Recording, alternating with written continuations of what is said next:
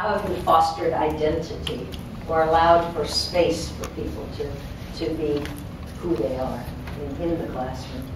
Well, in the second...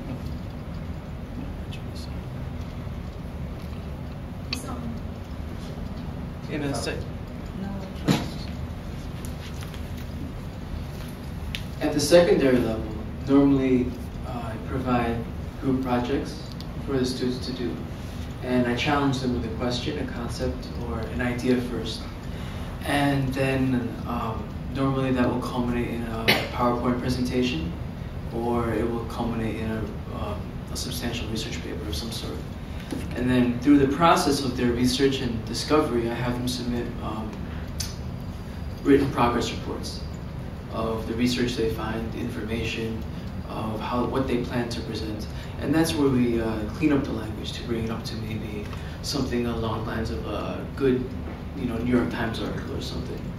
But first I treat the concepts and get the students interested in the topic, and then use a process of graded assignments to build their language to where it gets to the point where it's clean and crisp and where it should be for that level of language.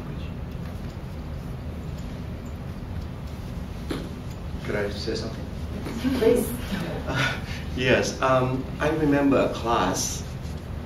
I think it was a communication class, but I somehow used the materials, like reading materials, a story, and I asked them to work in group.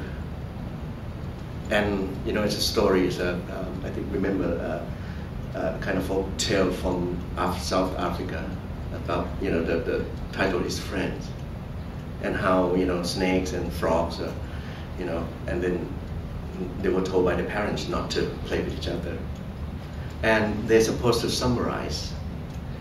And I think voice and identity has a lot to do with a sense of leadership.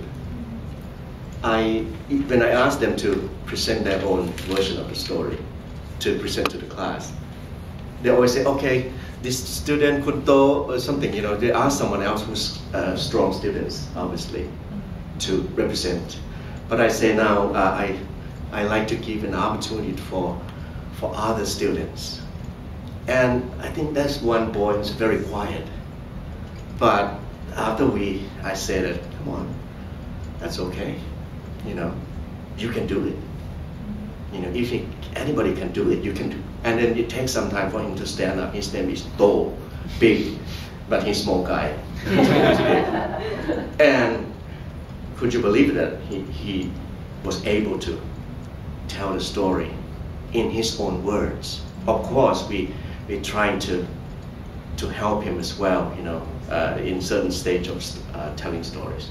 But I've learned that, even the shyest, even the most quiet student, if they have a chance and the right atmosphere, encouragement, if there's kind of power and impetus from the group, they can, finally find their own voice and identity. Thank you. I think you brought up something that's very important. One of the reasons why you've been so successful, I think, is you mentioned they have support.